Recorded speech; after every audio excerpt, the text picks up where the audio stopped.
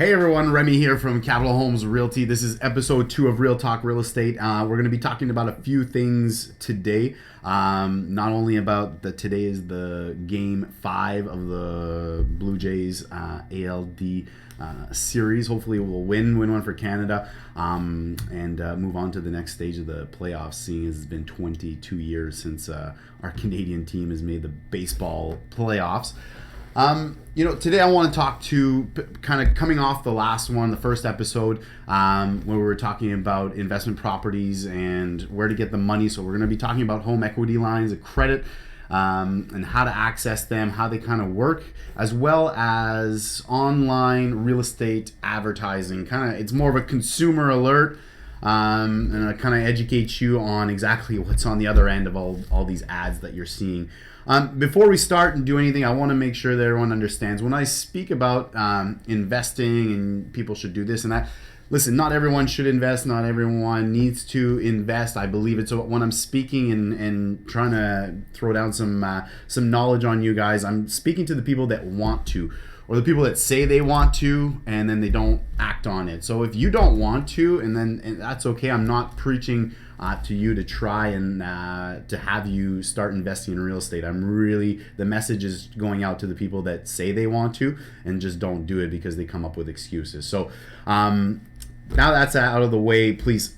Home equity lines of credit. So me and Brent on the last episode, we were talking about a lot of things, and we even as soon as we stopped shooting and we went out for lunch, we kind of realized that we never actually got into where do you get the money for either your first investment and so forth. So home equity lines of credit. If you're buying an investment property, you're going to be putting down 20%.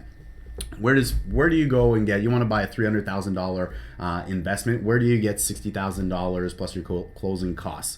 A lot of times, kind of like I mentioned, you oftentimes want a partner. If you do, you've just split the cost to $35,000 each or so, which will A, reduce your risk, B, reduce your stress.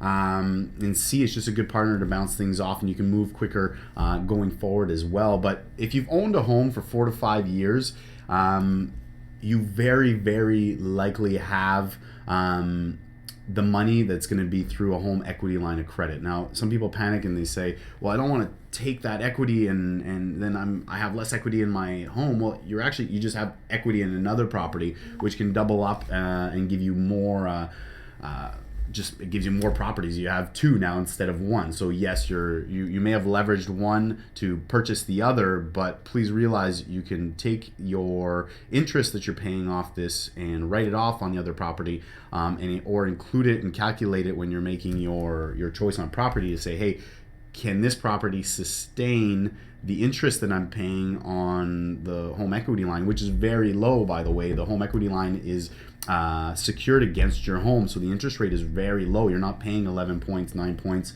to borrow this money. So it's very low and cheap money to borrow to get into your first income property. So when you're talking with your home equity lines and how to leverage them, there's so many different tricks. And once your investment property, say, let's do an example. You buy an investment property for $300,000 and please, your realtor should educate you on whether you're getting a good deal, whether you're paying fair market price, whether you're overpaying, but hopefully you never overpay for a property. But when you know you're getting a really good deal, and this happens a lot, especially this year, the inventory has been so high that people have been able to chop off $40,000-$50,000 from the home's value, even more than the home's value, even off the list price. So when you know you've got a really great deal, you buy a house at $300,000, worth about $340,000, and you know you got a really good deal. You say, okay, well, I need $60,000. I've got $60,000 in. I got a mortgage of $240,000. Let's take $10,000. Add it back into the property. Let's redo the floors and redo the roof. Now you're $70,000 in. You go and get it appraised and it comes back, you're at $360,000, which is really realistic if you're doing the right renovations and doing the right things.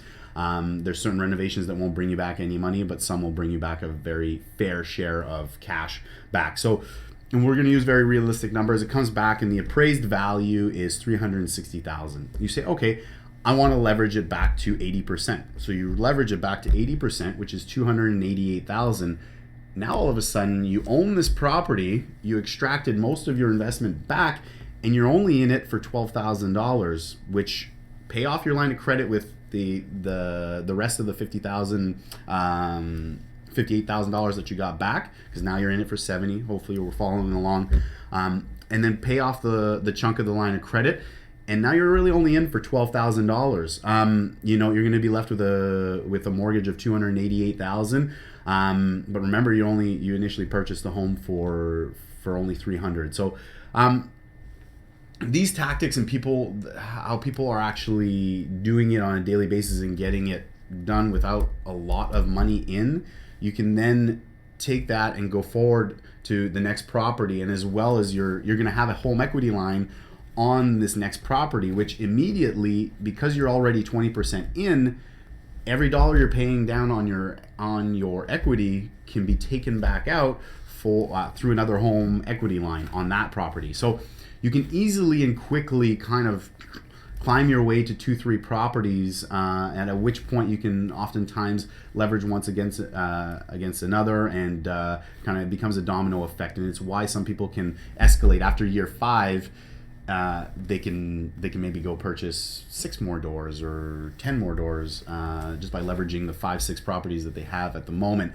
But please, a lot of people do not need to go that deep into it. You don't need 10, 20 doors. A lot of investing partners, what I would highly suggest for a lot of people, especially you have a job, you don't want a lot of doors. You're just gonna want 3 properties, and it's a huge and beneficial retirement plan is to have those properties just kind of cash flowing after 15-20 years of solid income. Every month you're making $3,000 from the property.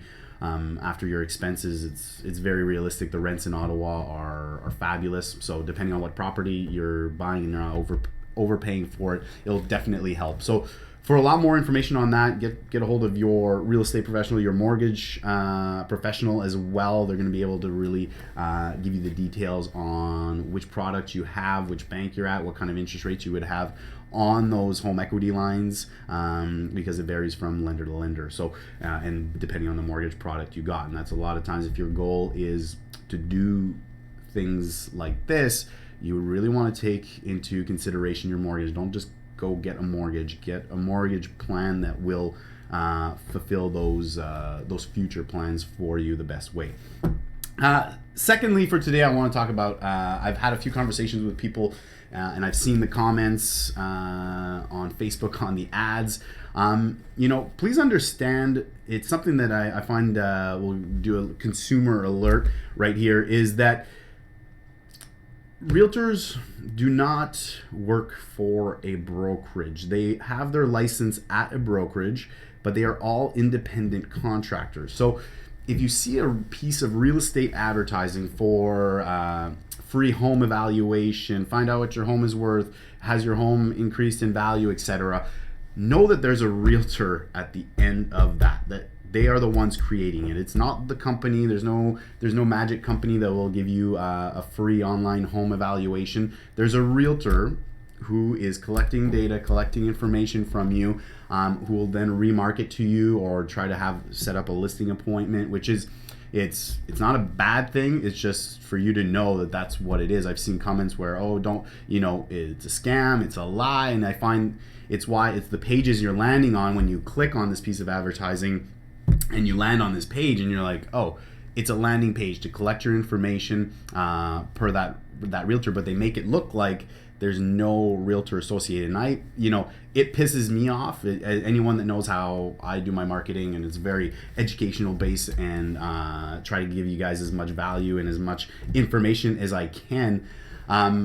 These tactics are just not transparent, and it kind of pisses people off, which I find it'll come back to hurt the realtor at the end of the day, because for the 2 clients you do get, you've just pissed off 80 people that believe they've had, and there is no free home evaluation. The phone rang, and the guy wanted to come in, make an appointment at my house afterwards. So just know that when there's any piece of real estate marketing out there to have you come do this, do that, it's not a company. There is a realtor at the end deploying his marketing strategy online. So just be aware of what you're clicking on, what you're signing up for. If you're open, you really want a home evaluation and you want to know what your house is worth, then definitely, go in and contact a realtor to come in and give you a fair evaluation. And they really need to see the home. There are new developments where it's online calculators, but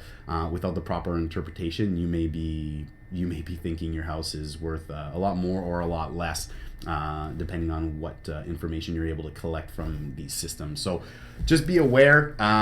There's a lot of untransparent marketing out there that you just want to make sure. And that's not just for real estate, but for a lot of other industries as well. So always protect yourself and protect your information. That's it. That's all. This is episode 2. I love doing this. I want your feedback. And you guys, if you share it, it means the world to me. It means that you found value in this information and you want to share it with your friends.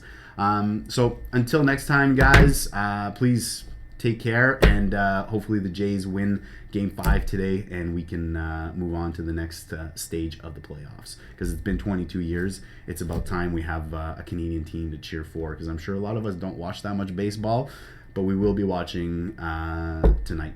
So take care.